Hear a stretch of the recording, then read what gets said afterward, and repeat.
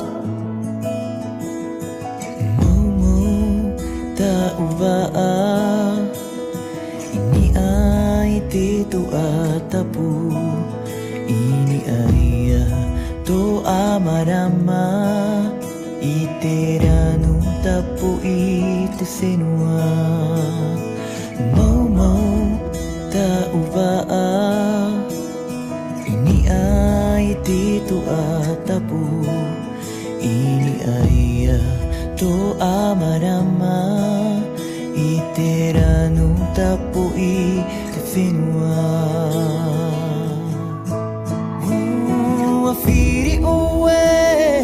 Firi away Eiraro veine te piri Arua hatu te fatu o te tai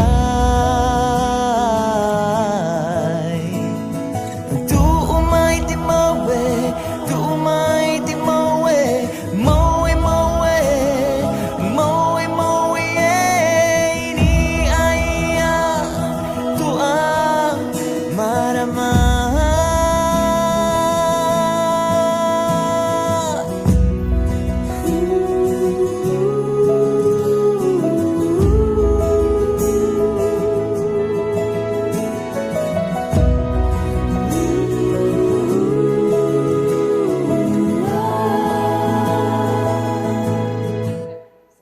Ara-ara da umata Ini ay titay-tapo Na tua maramavaw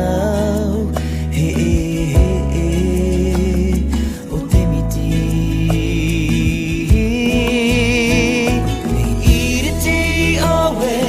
Iriti oe Eirano veine te piri Arua hatu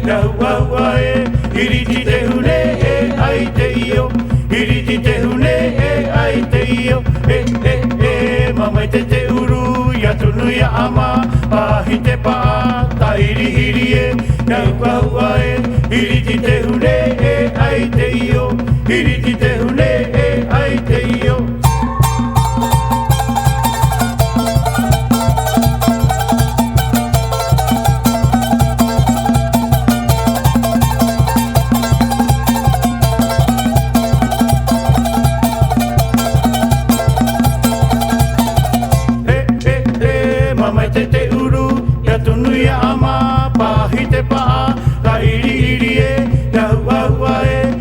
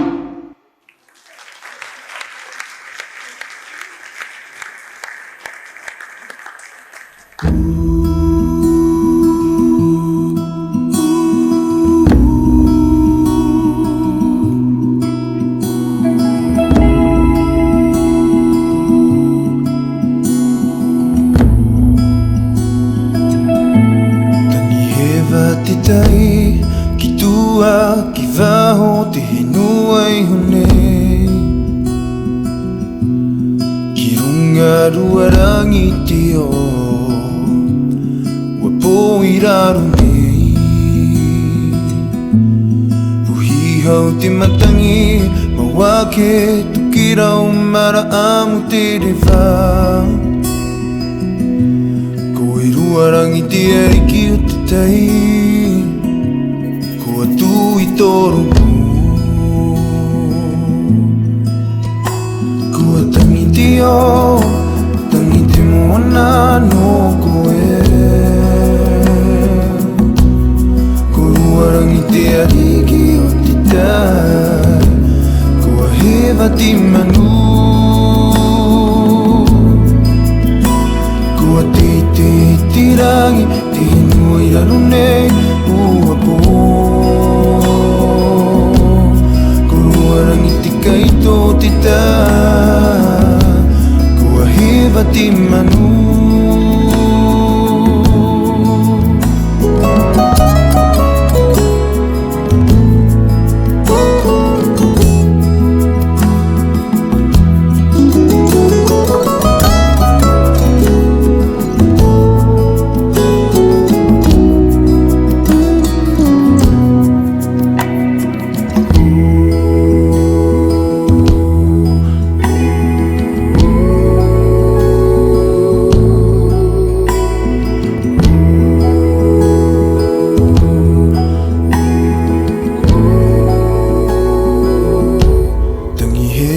Te tai ki tua ki waho te nua e honi Ki runga ruarangi te o Wa po i raru nei Puhi hau te matangi Ma wake tukira umara amu te reva Ko i ruarangi te ariki o te tai I toro mo Kua tangi te o Tangi te moana no koe No koe Kuarangi te ariki o te ta Kua hewa te manu Te manu Kua te tirangi Te nui rarone ua po Kaito te ta Kua hewa te manu Te manu Te manu Kua tangi te o Tangi te moana no koe Kuarangi te ariki o te ta Kua hewa te manu Kua te tirangi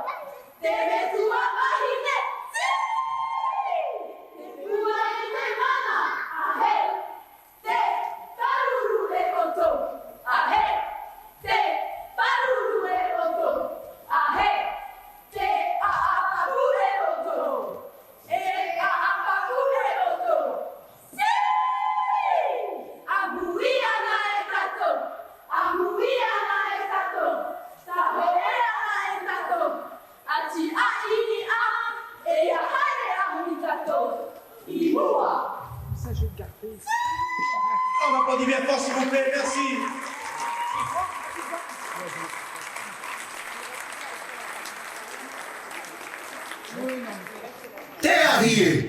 TAHITI.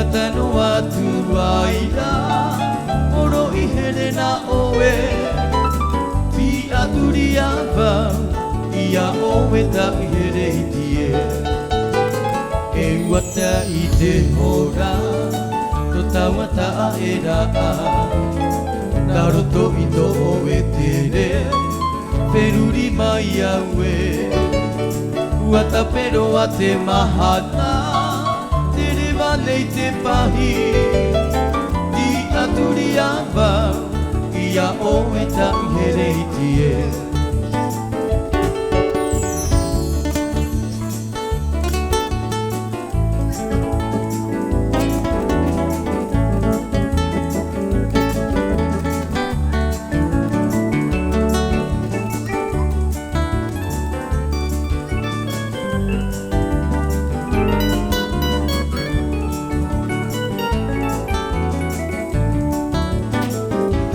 Pehe maira Tore o iti maru Mai te ho e manu Marere apie Iata no atu aira Horo I here na oe Hi aturi ava Ia oe ta I here itie E wata I te hora To tawata e raa Naruto I to oe tere Peruri mai aue Wata pero a te mahana Tere vanei te pahi Hi aturi ava Ia oe ta I here itie Ti aturi ava Ia oe ta I here itie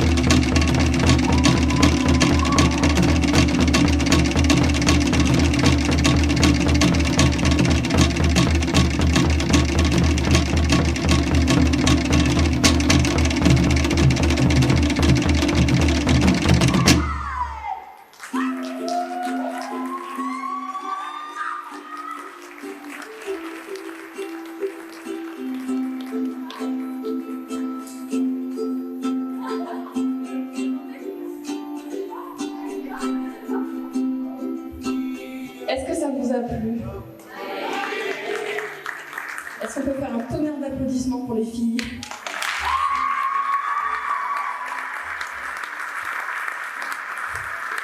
Pour la petite histoire, j'ai arrêté de donner mes cours de danse en présentiel l'année dernière. Et du coup, ça y est, j'ai enfin du temps pour m'occuper de notre troupe de danse. Et du coup, on l'a sortie d'hibernation en mars. Et donc, c'est la première fois qu'on refait un gros spectacle sur scène aussi long. Donc, merci beaucoup, beaucoup, beaucoup pour votre présence ce soir. Merci pour vos encouragements. Et je vous présente les danseuses. Je commence à droite avec Céline. Ensuite, on a Audrey, Aurélie, Lorinda, Awa. Et moi, je m'appelle Mareva, je suis enchantée, merci beaucoup.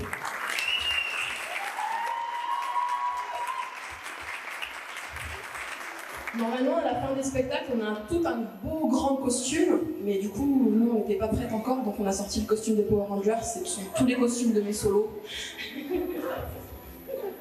Et je trouve que ça va avoir très très très très bien. La troupe s'appelle REVA by TAHITI. Est-ce que vous avez bien mangé? Un tonnerre d'applaudissements pour Daniel et son équipe, s'il vous plaît. Maoulou. Et je crois qu'on va me laisser faire la bringue avec la team. Merci, merci, merci, Maoulou.